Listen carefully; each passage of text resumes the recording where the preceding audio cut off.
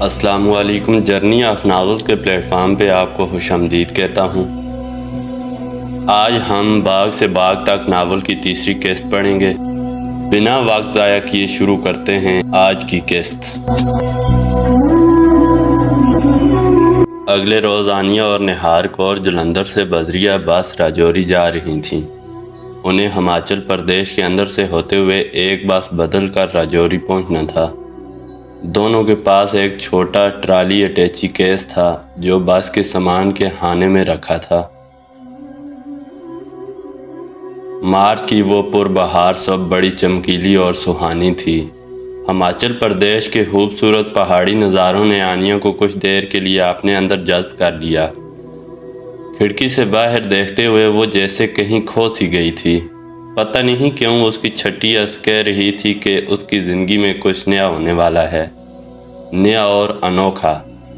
وہ ایک کہانی کو کھوجنے نکلی تھی اور شاید اس کے ساتھ ساتھ کوئی کہانی بھی جنم لے رہی تھی۔ یہ قریباً 370 کلومیٹر کا سفر انہوں نے 7.5-8 گھنٹے میں طے کیا۔ شام 6 بجے کے لگ بھگ وہ راجوری کے خوبصورت تو پرسکون قصبے میں پہنچ گئیں، جسے تھوڑی سی رعایت کے ساتھ شہر بھی کہا جا سکتا تھا۔ سرسبز پہاڑی نشیب و فراز نے اس دلکش بستی کا احاطہ کر رکھا تھا۔ ایک چمکیلا دریا اس کے مضافات کو چھوتا ہوا گزرتا تھا۔ دریا کے پل کو پار کر کے وہ شہر میں داخل ہوئیں۔ نہار کور کے ماموں دلبر سنگھ انہیں ریسیو کرنے کے لیے بس اسٹینڈ پر ہی موجود تھے۔ وہ 60 کے پیٹے میں تھے، جسم فربا تھا، تاہم اچھی صحت اور خوش باش چہرے کے سبب 45-50 کے لگ بھگ نظر آتے تھے۔ وہ قدیم اور جدید کا امتزاج تھے۔ سر پر پگڑی اور پہلو میں کرپان تھی، تاہم لباس ٹی شرٹ اور جین پر مشتمل تھا۔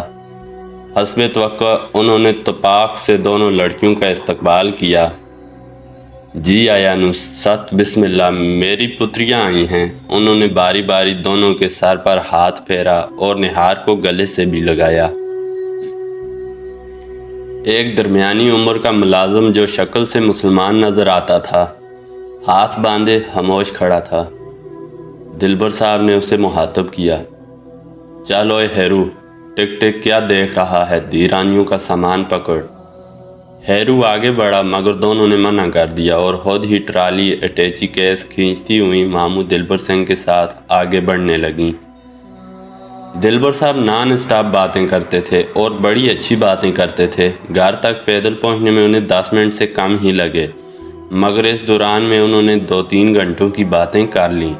وہ اس بات پر سخت ناراض تھے کہ وہ دونوں صرف 3-4 روز کا پروگرام لے کر کیوں آئی ہیں۔ انہوں نے نہار کو بے تکلفی کے ساتھ گدی سے دبوچتے ہوئے کہا، بچونگڑی، پروہنا آتا اپنی مرضی کے نال ہے پر جاتا میزبان کی مرضی کے نال ہے۔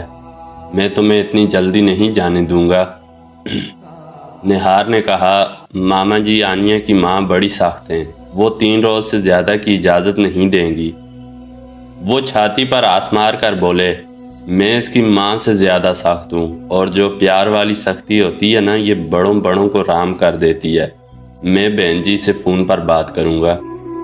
نہار کور کے ماموں کا 2 منزلہ گھر ایک صاف ستھری بارونق آبادی میں تھا۔ 4-5 کمرے نیچے، 3-4 اوپر تھے۔ کشادہ گراج بھی تھا جس میں نیلے رنگ کی سوزوکی کار کھڑی تھی۔ 10 سال پہلے اپنی پتنی کے گزرنے کے بعد سے دلبر صاحب یہاں اکیلے ہی رہتے تھے۔ بس پرانا ملازم ہیرو ان کے ساتھ تھا۔ نہار نے بتایا تھا کہ ماموں کچھ عرصہ انڈین آرمی میں بھی رہے ہیں، مگر پھر آرمی چھوڑ دی اور امرتسر سے یہاں آ کر آباد ہو گئے۔ ایک بڑا پلاٹ ان کے پاس تھا۔ اس پلاٹ پر انہوں نے ایک چھوٹی سی مارکیٹ بنا لی۔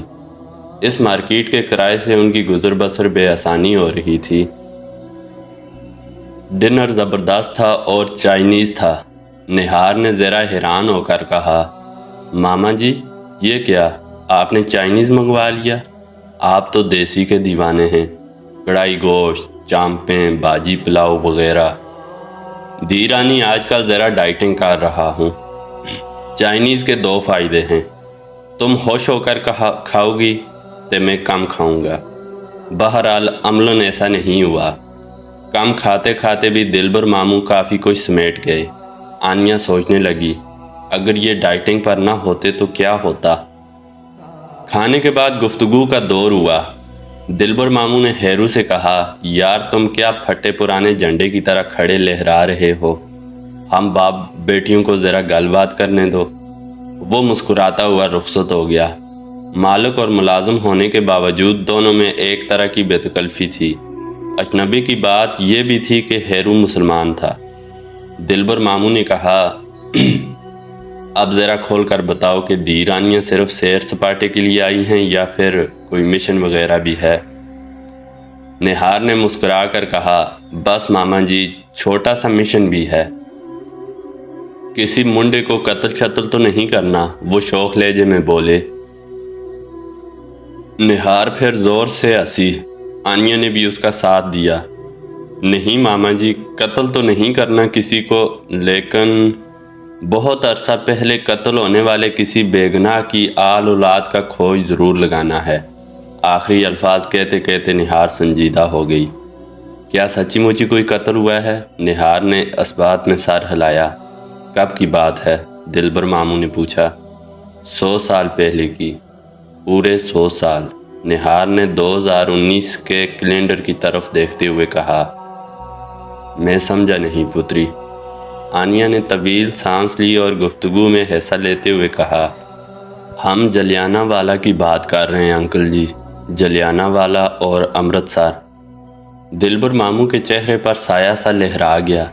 وہ بھی ایک دم سنجیدہ نظر آنے لگے۔ انہوں نے ایک آہ بھرتے ہوئے کہا، وہاں ایک قتل تو نہیں ہوا تھا دی رانیوں، سینکڑوں ہوئے تھے۔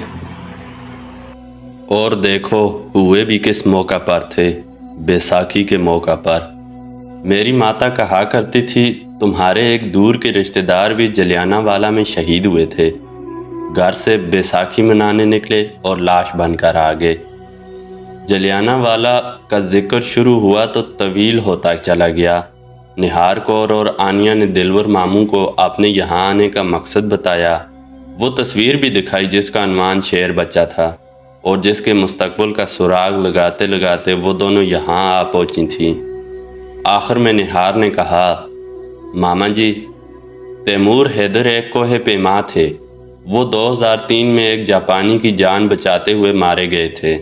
ان کا ایک بیٹا یہیں کہیں راجوری ڈسٹرکٹ میں ہے، کسی اخبار یا نیوز چینل کے لیے کام کرتا ہے۔ جہاں تک میری جانکاری ہے اس کا نام شہاب حیدر یا شہابی حیدر ہے۔ ہم اسی کو کھوجنا چاہتے ہیں۔ اس کے کھوج سے ہی ہمارا آرٹیکل مکمل ہوگا۔ دلبر ماموں خوش ہوئے کہ ان دونوں کی اس کاوش کے ڈانڈے جلیانہ والا باغ کے تاریخی واقعے سے جا کر ملتے ہیں۔ انہوں نے دونوں کو ہر طرح کے تعاون کا یقین دلایا۔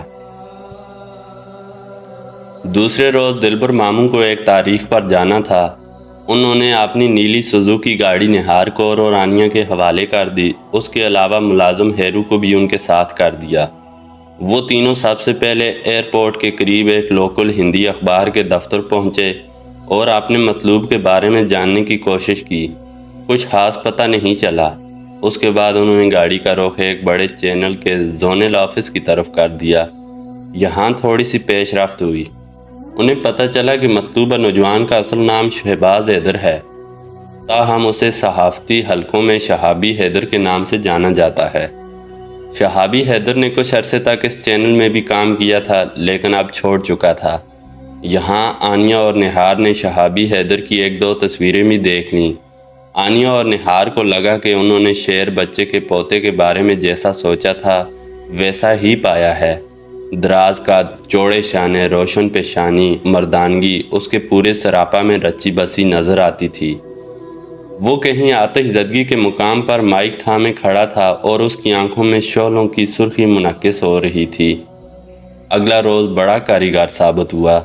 صبح سویرے ہی انہیں پتہ چل گیا کہ معروف کوہ پیما تیمور حیدر کا بیٹا اور شیر بچے کا پوتا شہابی حیدر دلی کے ایک انگلش نیوز چینل سے وابستہ ہے اور راجوری ڈسٹرکٹ میں چینل کی نمائندگی کرتا ہے۔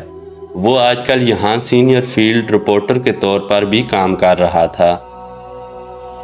دوپہر تک اس کی رہائش کا ایڈریس بھی آنیا اور نہار کو معلوم ہو گیا۔ آنیا بے حد ایکسائٹڈ تھی۔ بلا آخر وہ شیر بچے اسداللہ کی موجودہ نسل کا کھوج لگانے میں کامیاب رہی تھی۔ اب وہ اس نسل کے ایک فرد سے ملنے جا رہی تھی۔ دوپہر کے تھوڑی دیر بعد آنیہ اور نہار دلبر ماموں کی سوزوکی کار میں سوار گنجی بادشاہ زیارت کے قریب شہابی حیدر کی رہائش گاہ پر پہنچ گئیں۔ شہابی حیدر سے ملاقات کے حوالے سے ان کا ایک پروگرام تھا، لیکن جب وہ موقع پر پہنچی تو ساری پلاننگ دری رہ گئی۔ وہاں پہلے سے ایک ہنگامہ برپا تھا۔ ایک بڑی کوٹھی جس کی پیشانی پر ذباب منزل کی تختی لگی ہوئی تھی، ان کے سامنے تھی۔ کوٹھی کے سامنے درجنوں لوگ جمع تھے۔ بہت سے راہگیر بھی وہاں رک گئے تھے۔ کوئی زوردار جھگڑا چل رہا تھا۔ نہار اور آنیہ نے کار کچھ فاصلے پر کھڑی کی اور پیدل ہی چل کر موقع پر پہنچی۔ انہوں نے شہابی حیدر کو پہچان لیا۔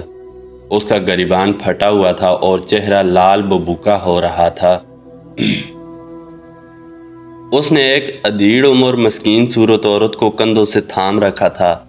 وہ گرجا، میں کہتا ہوں اماں جی آپ اندر چلیں، میں دیکھ لوں گا ان کو، اندر چلیں آپ۔ وہ دبلی پتلی ادھیڑ عمر عورت کو کھینچتا ہوا کوٹھی کے گیٹ کے پاس لے آیا۔ اس کے ایک دو مددگار ادھیڑ عمر عورت کو اندر لے گئے۔ اسی دوران میں بڑی توند والا ایک شخص آگے بڑھا اور کڑک کر بولا، شہابی یہ تو اچھا نہیں کر رہا، ہم تمہیں اس طرح نہیں کرنے دیں گے۔ چھوکری اور چھوکرے کو باہر نکال، نہیں تو ابھی تماشا لگ جائے گا، میں پورا جلوس لے کر آؤں گا۔ شہابی داڑا، تو لے کر آ جلوس، میں دیکھ لوں گا تجھے اور تیرے چمچوں کڑچھوں کو بھی۔ حرامزادے مورخ، تیری سارے پھنہانی اور اینکری تیرے ناک کے رستے نہ نکال دی تو ٹھیکیدار نام نہیں میرا۔ گالی پر شہابی اور مشتعل ہوا۔ وہ خطرناک انداز میں توند والے ٹھیکیدار کی طرف بڑھا۔ ٹھیکیدار کا ایک اٹا کٹا ساتھی شہابی کے رستے میں آیا۔ شہابی نے بے دریغ اس کے چہرے پر مکہ رسید کیا۔ وہ الٹ کر دوسرے لوگوں پر جا گرا۔ سور کے بچے باسٹرڈ، تیری گندی زبان کھینچ لوں گا۔ شہابی پھر توند والے نیم گجے شخص پر داڑا اور اس کی طرف لپکا۔ شہابی کے دو تین ساتھیوں نے شہابی کو باہوں میں جکڑ لیا۔ وہ ان کی گرفت سے نکل جا رہا تھا۔ دوسری طرف ربا اندام ٹھیکیدار بھی چلا رہا تھا۔ اس کا ایک دبلا پتلا ساتھی اسے مخاطب کر کے بولا، ٹھیکیدار جی اس حبیث کے منہ لگنے کی ضرورت نہیں، پولیس کو بلائیں۔ ہاں بلاؤ، ابھی بلاؤ، بلکہ میں خود فون کرتا ہوں۔ تمہاری بدماشی اب عدالت کے کٹہرے میں جائے گی۔ شہابی گرجا۔ دونوں طرف کے کئی افراد بیچ میں پڑ گئے اور معاملے کو مزید بگڑنے سے بچانے کی کوشش کرنے لگے۔ کچھ دیر بعد ٹھیکیدار اور اس کے ساتھی قدرے ٹھنڈے نظر آئے۔ وہ دھمکیاں دیتے ہوئے اپنی گاڑیوں میں بیٹھے اور وہاں سے نکل گئے۔ آنیہ اور نہار کور نے بہتر سمجھا کہ اب وہ واپس ہی چلی جائیں۔ شہابی حیدر سے ملاقات شام کو یا پھر کل کسی وقت بھی کی جا سکتی تھی، مگر جب وہ اپنی گاڑی کی طرف آئیں تو گاڑی کے پیچھے کوئی اور بندہ اپنی کار پارک کر گیا تھا۔ انہوں نے 2-4 منٹ انتظار کیا، پھر اپنی کار کا ہارن دینے لگیں۔ کوئی نمودار نہیں ہوا۔ شہابی اور اس کے 3-4 ساتھی اب بھی کوٹھی کے گیٹ کے سامنے موجود تھے۔ وہ دونوں لڑکیوں کو پریشان دیکھ کر ان کی طرف چلے آئے۔ نہار نے شہابی کو مخاطب کرتے ہوئے کہا، کوئی یہ کار پارک کر گیا ہے جی یہاں۔ بڑے بے پرواہ لوگ ہوتے ہیں، گاڑیاں مل جاتی ہیں مگر سڑک پر چلنے کے طور طریقے نہیں آتے۔ شہابی حیدر نے برا سا منہ بنا کر کہا۔ شیر بچے کے پوتے کی آواز سن کر اور اسے اتنا قریب پا کر آنیہ کی دھڑکنیں زیر و زبر ہو رہی تھیں۔ ابھی کچھ دیر پہلے اس نے جھگڑے کا جو سین ملاحظہ کیا تھا وہ بھی عین حسب حال تھا اور شہابی حیدر کی جرأت مندی اور طور اتوار کی عکاسی کرتا تھا۔ شہابی نے ساتھیوں سے کہا کہ وہ آس پاس کار کے مالک کو دیکھیں۔ بڑی ہوئی شیو اور لمبے بالوں والے ایک نوجوان نے کہا، او چھوڑو جی، گاڑی کو اٹھا کر ایک طرف کر دیتے ہیں، بلکہ سڑک کے درمیان رکھ دیتے ہیں۔ 2-3 اور لڑکوں نے ہاں میں ہاں ملائی۔ اس سے پہلے کہ وہ کوئی ایسی کوشش کرتے، آنیہ نے ہمت کی اور 2 قدم چل کر شہابی کے پاس آئی۔ آپ شہابی حیدر ہی ہیں نا؟ اس نے پوچھا۔ بالکل ہوں، فرمائیں۔ وہ ذرا توقف سے بولی، دراصل ہم آپ ہی سے ملنے آئے تھے۔ ہم ایک آرٹیکل لکھ رہے ہیں تحریک آزادی اور جلیانہ والا باغ کے حوالے سے، آپ سے بھی کچھ پوچھنا چاہتے ہیں۔ بڑی مشکل سے آپ کا پتہ ملا تھا، لیکن اس وقت چونکہ یہاں اور طرح کی صورتحال بنی ہوئی تھی، اس لیے سوچا کہ پھر حاضر ہو جائیں گے۔ شہابی حیدر چند سیکنڈ چپ رہا، اس کی کشادہ پیشانی پر سوچ کی لکیریں ابھر آئی تھیں۔ وہ بولا، اب آپ آ ہی گئی ہیں تو پھر آ جائیے، اس طرح دروازے سے واپس جانا تو ٹھیک نہیں۔ آنیا اور نہار نے ایک دوسرے کی طرف سوالیہ نظروں سے دیکھا۔ 5 منٹ بعد وہ دونوں شہابی حیدر کے ساتھ گھر کے سجے سجائے کشادہ ڈرائنگ روم میں بیٹھی تھیں۔ یہاں ایک شوکیس میں چند ایک ایوارڈز رکھے تھے اور دیواروں پر کچھ ایسی فریم شدہ تصویریں نظر آ رہی تھیں جن سے پتہ چلتا تھا کہ شہابی حیدر صحافت کے میدان میں کافی سرگرم ہے۔ چند تصویریں کوہ پیمائی کے حوالے سے بھی تھیں، ان میں فلک بوس چوٹیاں نظر آتی تھیں۔ ان تصویروں کا تعلق یقیناً شہابی حیدر کے مرحوم والد تیمور حیدر سے تھا۔ بڑی ہوئی شیو اور لمبے بالوں والا نوجوان بھی یہاں ڈرائنگ روم میں موجود تھا، مگر پھر اس نے شہابی سے اجازت چاہی اور کسی کام سے باہر نکل گیا۔ ایک ملازمہ کولڈ ڈرنک لے آئی۔ آنیا جیسے کہیں کھو سی گئی تھی، اسے لگ رہا تھا کہ وہ جاگتی آنکھوں کے ساتھ ایک خواب دیکھ رہی ہے۔ اسد اللہ شیر بچے کی تصویر کو وجود میں آئے پورے 100 سال ہو چکے تھے، اور اب اس کا پوتا اس کے سامنے بیٹھا تھا، یعنی یہ اس کا پوتا ہی تھا۔ شہابی کو یہ جان کر حیرت ہوئی کہ وہ دونوں جلندھر سے 8 گھنٹے کا سفر کر کے یہاں پہنچی ہیں۔ رسمی گفتگو کے بعد وہ دونوں اصل اور حقیقی موضوع پر آ گئیں۔ نہار نے لرزتے ہاتھوں سے اسمارٹ فون کی اسکرین پر شہابی حیدر کو وہ فوٹوگراف دکھائی جو ان کے یہاں پہنچنے کا سبب بنی تھی۔ شہابی حیدر نے تصویر کو بغور دیکھتے ہوئے کہا، یہ تو شاید جلیانہ والا باغ کے واقعے کی ہے۔ آنیا نے کہا، بے شک یہ وہیں کی ہے، لیکن اس تصویر میں جو 2 چہرے نظر آ رہے ہیں ان کو شاید آپ نہیں جانتے۔ شہابی حیدر نے نفی میں سر ہلایا اور ایک بار پھر توجہ سے آنیا اور نہار کور کو دیکھنے لگا۔ ان دونوں نے بھی سوالیہ نظروں سے ایک دوسرے کو دیکھا۔ تب نہار نے لمبی سانس لی اور ٹھہرے ہوئے لہجے میں بولی، شہابی صاحب، شاید آپ کو یہ سن کر بہت حیرانی ہو کہ اس تصویر میں جو کامسن چہرہ نظر آ رہا ہے وہ آپ کے دادا محترم کا چہرہ ہے، اسد اللہ حیدر۔ شہابی نے ان دونوں پر غیر یقینی نگاہ ڈالی اور تب دوبارہ دھیان سے تصویر کو دیکھنے لگا۔ نہار نے کہا، اور یہ جو زمین پر زخمی پڑے ہیں یہ آپ کے پردادا ہیں۔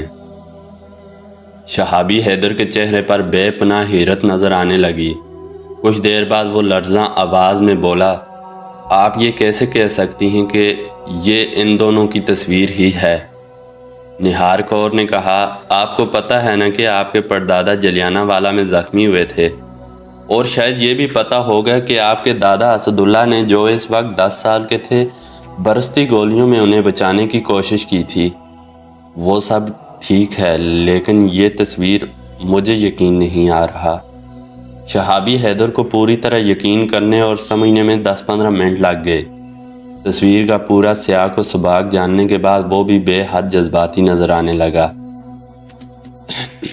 آنیا نے اسے تفصیل سے بتایا کہ یہ تصویر کیسے اتاری گئی، اب تک کہاں تھی اور کیسے اس تک پہنچی، وغیرہ وغیرہ۔ آنیا اور نہار نے اس کلیو کی نشاندہی بھی کی جس نے ان کی تلاش کو آگے بڑھایا تھا، یعنی زخمی باپ کے جسم پر نظر آنے والی فوجی قمیض۔ تصویر کے ساتھ موجود تحریر نے بھی شہابی کو بہت متاثر کیا۔ اس نے تصویر اور تحریر کو اپنے فون میں منتقل کیا، پھر جذباتی انداز میں اٹھا اور بولا، ایکسکیوز می، میں ابھی آیا۔ وہ ڈرائنگ روم سے نکل کر اندرونی دروازے میں اوجھل ہو گیا۔ اس کی واپسی قریباً 5 منٹ بعد ہوئی۔ اس مرتبہ شہابی حیدر کے ساتھ 2 خواتین بھی تھیں۔ دونوں ادھیڑ عمر تھیں۔ ان میں سے ایک باروب ہدوحال اور امیرانہ لباس سے گھر کی مالکن لگتی تھی۔ پتہ چلا کہ وہ شہابی حیدر کی والدہ زباب بیگم ہیں۔ گھر کی پیشانی پر موجود ذباب منزل انہی کے نام سے منسوب تھی۔ دوسری خاتون عام شکل و صورت کی تھیں، لباس بھی نسبتاً کم قیمت تھا، بہرحال رکھ رکھاؤ ان میں بھی نظر آ رہا تھا۔ گھر کی مالکن بڑے اتفاق سے ملیں، اس 100 سال پرانی تصویر نے انہیں بھی بہت حیران کیا تھا۔ وہ آنیہ اور نہار کے قریب ہی بیٹھ گئیں، بڑی توجہ سے تصویر کو دیکھتے ہوئے بولیں، اگر یہ واقعی میرے شوہر کے محترم والد کی تصویر ہے تو ہم سب کے لیے بے حد اہم ہے۔ سادہ لباس والی دوسری خاتون بھی اشتیاق سے تصویر پر نگاہیں جمائے ہوئے تھی۔ وہ اپنی مالکن کے پہلو میں کھڑی تھیں، بولیں، میرا دل کہہ رہا ہے کہ یہ تیمور صاحب کے والد اسد اللہ صاحب کی ہی تصویر ہے۔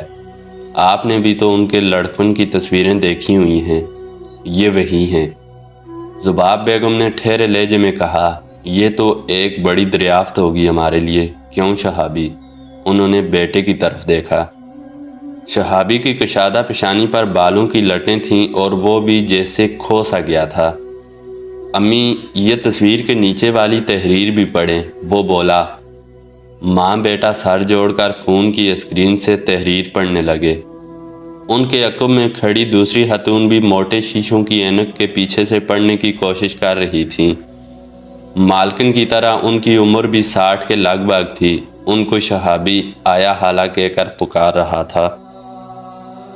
اس فیملی کے لیے یہ سب کچھ بہت دلچسپ اور سنسنی خیز ثابت ہوا تھا۔ ذباب بیگم نے بھی آنیہ اور نہار سے ساری تگ و دو کے سلسلے میں سنا جو ان دونوں نے اس تصویر کے ساتھ یہاں تک پہنچنے کے لیے کی تھی۔ شہابی حیدر بھی آرام سے بیٹھا یہ گفتگو سنتا رہا۔ تھوڑی دیر پہلے کوٹھی سے باہر ٹھیک ٹھاک جھگڑا ہوا تھا، تاہم اس جھگڑے کے سبب کسی طرح کا تناؤ یا تفکر شہابی کے چہرے پر نظر نہیں آتا تھا۔ کچھ دیر بعد شہابی کے موبائل فون پر ایک کال آ گئی۔ اس کے چہرے پر سرخی جھلکی اور وہ کشادہ ڈرائنگ روم کے ایک گوشے میں جا کر فون پر بات کرنے لگا۔ آنیہ اور نہار کور کو اندازہ ہوا کہ یہ گفتگو اسی جھگڑے کے سلسلے میں ہے۔ نہار نے ذرا جھجکتے ہوئے ذباب بیگم سے پوچھا، آنٹی جان، یہاں کوئی جھگڑا ہوا ہے؟ انہوں نے ایک گہری سانس لی۔ جھگڑا تو کسی وجہ سے ہوتا ہے، یہ سراسر بدماشی ہے جو یہ لوگ کر رہے ہیں۔ جب لڑکا لڑکی بالغ ہیں، راضی ہیں، تو پھر یہ لوگ کون ہوتے ہیں انہیں ایک دوسرے سے دور کرنے والے؟ یہ پکی بات ہے، ان حبیثوں کا ارادہ ان دونوں کو مارنے کا ہے۔ ہاں جی، باہر کچھ باتیں تو ہم نے بھی سنی ہیں، وہ لوگ کسی لڑکی کو باہر نکالنے کا کہہ رہے ہیں۔ لڑکی ہے اور اس کا شوہر بھی ہے، دونوں نے اپنی مرضی سے کورٹ میں نکاح کیا ہے، دونوں مسلمان ہیں۔ لڑکی کا باپ پکا مسلمان کہلاتا ہے، مگر جس طرح کی باتیں کر رہا ہے وہ اسلام میں کہیں نہیں ہیں۔ ہمیں پکا پتہ ہے کہ صلح کے بہانے یہ لوگ لڑکے کو یہاں سے لے جائیں گے اور ان کے ساتھ کچھ برا کر گزریں گے۔ یہ بڑی توند والا ٹھیکیدار کون ہے؟ وہ بہت بڑھ چڑھ کر باتیں کر رہا تھا، آنیہ نے دریافت کیا۔ لڑکی کا باپ سلیم احمد اسی کے پاس فورمین کے طور پر کام کرتا ہے، بلکہ ٹھیکیدار کا سارا کام اسی نے سنبھالا ہوا ہے۔ یہی وجہ ہے کہ ٹھیکیدار اس طرح بڑھ چڑھ کر سلیم کی حمایت کر رہا ہے۔ لیکن اب یہ سب کچھ بیٹے شہابی کے علم میں آ گیا ہے، وہ اس طرح ان کی سینہ زوری نہیں چلنے دے گا۔ ذباب بیگم نے حال کمرے کے گوشے میں کھڑے شہابی حیدر کی طرف دیکھا جو ابھی تک فون پر گفتگو کرنے میں مصروف تھا۔ ذباب بیگم نے نہار کور اور آنیہ کو مخاطب کرتے ہوئے کہا، آؤ میں تمہیں دکھاؤں ان دونوں بچوں کو، بالکل سیدھے سادے ہیں، کیا زندہ رہنا ان کا حق نہیں ہے؟ ذباب بیگم نہار اور آنیہ کو لے کر ایک قالین پوش راہداری سے گزریں اور پھر ایک کشادہ کمرے میں پہنچیں۔ آیا حالہ بھی ان کے پیچھے پیچھے آ رہی تھی۔ کمرے میں ایک لڑکا اور لڑکی ڈرے سہمے پرندوں کی طرح بیٹھے تھے۔ لڑکا بمشکل 20 سال کا ہوگا، لڑکی کی عمر 18 کے لگ بھگ دکھائی دیتی تھی۔ لڑکی کے گورے چٹے ہاتھوں پر مہندی کا رنگ اس بات کی گواہی دیتا تھا کہ اس کے نکاح کو 1-2 ہفتے ہی ہوئے ہیں۔ معصومیت اس کے چہرے سے ٹپکی پڑتی تھی۔ لڑکا ذرا ہوشیار دکھائی دیتا تھا، تاہم اس کے چہرے پر بھی سچائی کی چمک تھی۔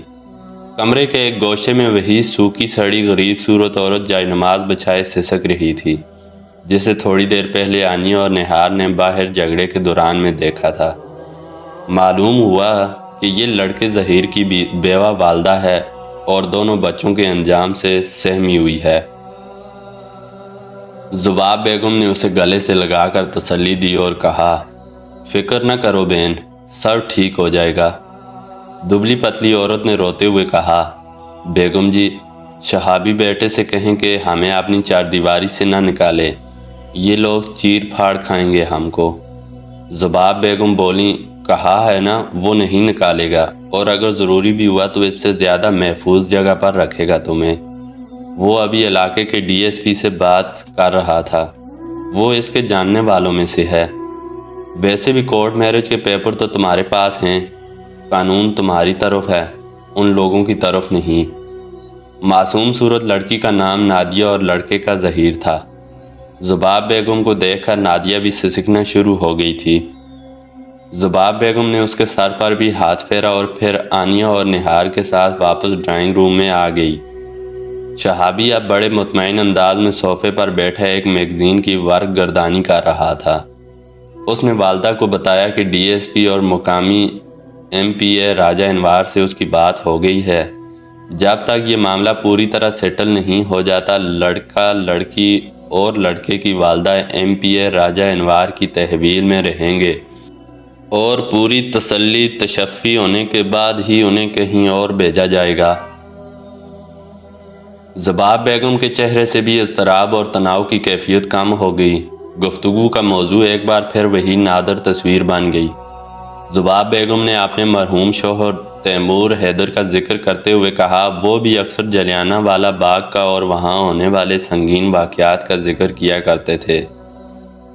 1988 میں جب تیمور نے پہلی بار نانگا پربت سر کی تھی تو چندی گڑھ میں ان کے لیے ایک استقبالیہ تقریب منعقد ہوئی تھی۔ ان کے والد مرحوم اسد اللہ حیدر کی قبر بھی وہیں پر ہے۔ ہم ان کی قبر پر بھی گئے تھے۔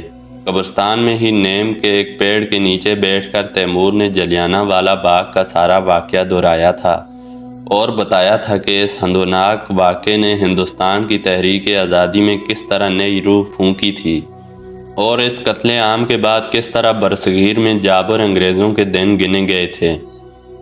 زباب بیگم نے معروف مسلمان قانون دان سیف الدین کچلو کا ذکر بھی کیا، جن کی گرفتاری کے بعد مسلمانوں میں بھی انگریزوں کے خلاف اشتعال میں زبردست اضافہ ہوا اور انہوں نے اپریل 1919 میں جلیانہ والا کے مزاحمتی اجتماع میں بھرپور شرکت کی۔